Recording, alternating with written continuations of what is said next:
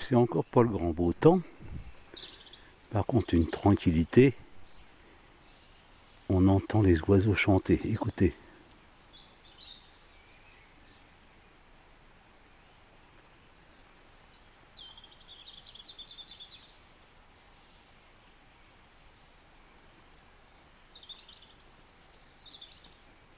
Bon, on va continuer par là. C'est un peu boueux quand même, hein. Enfin mouillé tout du moins.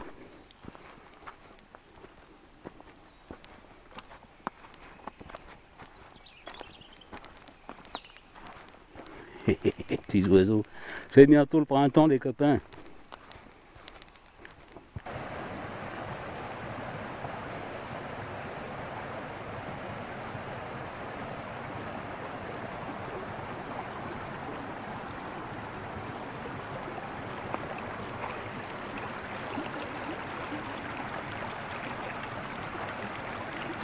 Bon, tu vois, il y a une mare forestière qui est tellement pleine qu'elle déborde de partout, hein.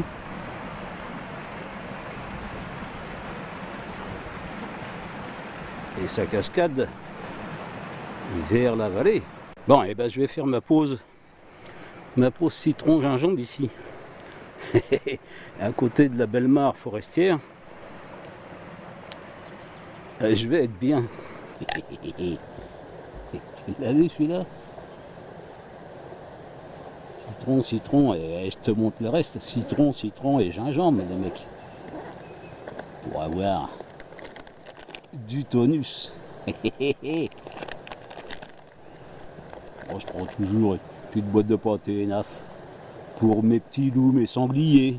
Il a fait pour moi, hein. Bon.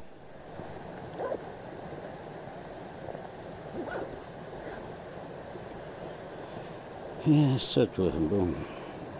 Il pleuviote, il brouillasse. Ça brouillasse, les copains. Monsieur le Président, je vous fais une lettre. Je vous lirai peut-être si vous avez le temps. Tu penses?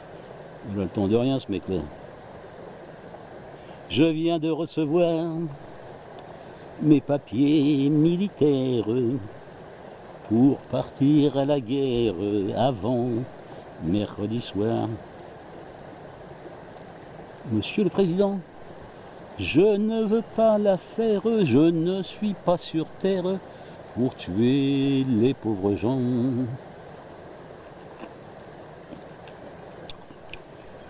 Ça, c'est sûr.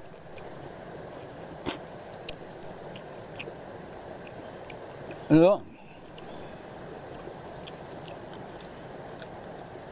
je te savais instruit. Je pensais que tu étais intelligent, visiblement. Tu ne l'es pas parce que tu persistes et tu signes.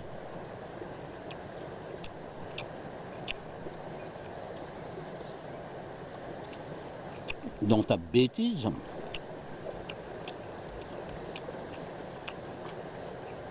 Finalement,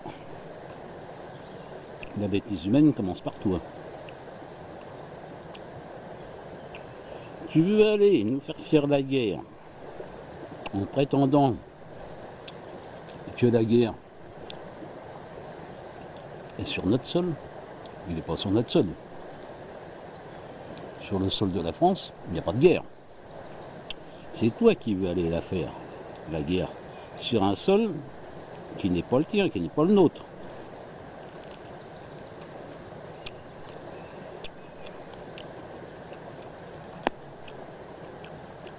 Tu t'es mal exprimé, ou tu le fais exprès, parce que t'es un malin.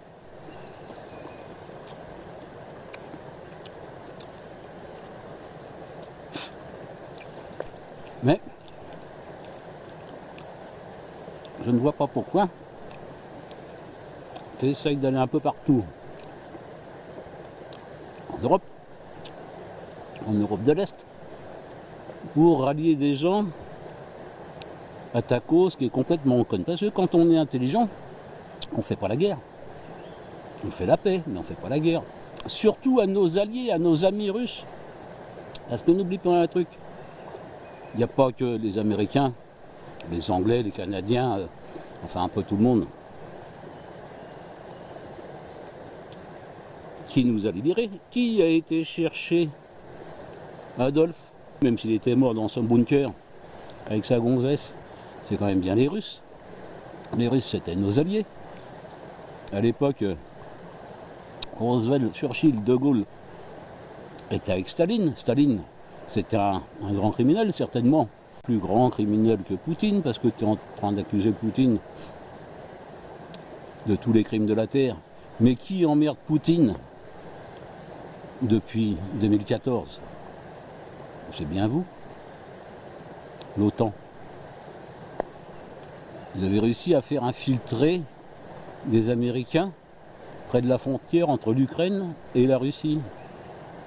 Il a été patient, le Poutine, parce que moi, j'aurais pas attendu 10 ans maintenant, parce qu'on est en 2024, donc 10 ans. Ça fait. Vous lui cherchez des poux dans la tête, ben vous allez les trouver, les poux. Parce que tu sais, si les Russes ils sont rentrés dans Berlin pour aller chercher Adolphe et la belle Eva, ils sont capables de venir te chercher à l'Élysée avec Brigitte, il n'y a rien qui leur fait peur. Ben, arrête tes conneries. Si tu es intelligent, tu dis bah voilà, j'ai fait une connerie, j'ai fait des déclarations à la con comme d'habitude. M'en veuillez pas. On t'en veut parce qu'en fait, tu fais du mal aux Français.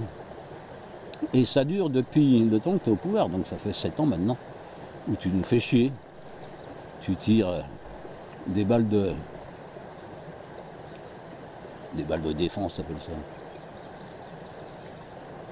Tu fais tirer des balles de défense dans la tête des gilets jaunes, des manifestants, avec pour but de leur croquer un œil. Combien n'ont plus qu'un œil aujourd'hui à cause de tout ça?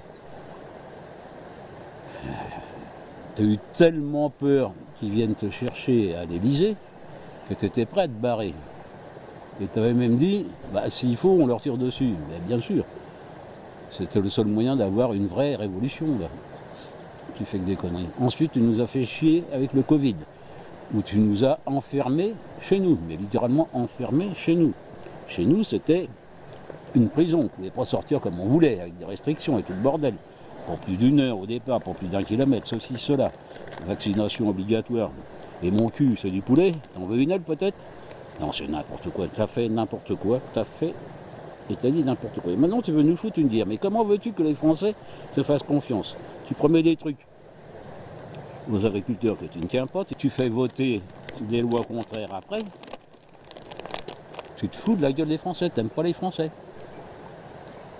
D'ailleurs, pour déclarer la guerre à la Russie, il faut ne pas aimer tes compatriotes, mes chers compatriotes. Quand tu nous souhaites tes putains de vœux, moi je le savais, quand tu les as souhaités cette année que tu allais nous foutre une guerre. Parce que tu as tellement rien foutu depuis 7 ans, que des conneries, tu nous as dévalisé le peu d'argent qu'on avait.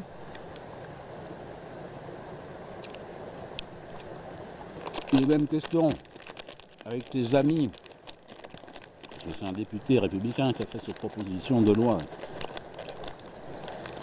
d'aller nous taper dans notre épargne. Or, si on épargne, c'est qu'on n'a pas beaucoup d'argent. On essaye d'en mettre un peu de côté pour que ça nous rapporte. Donc toi, tu te fous royalement de notre gueule pour aller financer l'effort de guerre de ton ami le roumain, enfin l'ukrainien là, Volodymyr Zelensky. Ah ouais, à deux vous faites une belle bande, hein. Une belle bande de truands pour nous piquer du fric. Bande de salopards, là. Bande de salopards. Ben comme dit la chanson Déserteur, tu peux envoyer tes gendarmes, dis-leur bien que j'aurai pas d'armes et qu'ils pourront tirer, hein. Je n'irai pas tuer nos amis russes. Moi, ils m'ont rien fait. Ils nous ont rien fait. À nous, les Français. Rien. Non. Des guerres, on n'en veut plus. Il y en a eu 2. Alors toi, tu pars du principe, jamais 203. Ben, ça sera 203. Et puis c'est tout, mais ça sera 2, mais il n'y aura pas de 3. Et je ne suis pas tout seul à penser ça.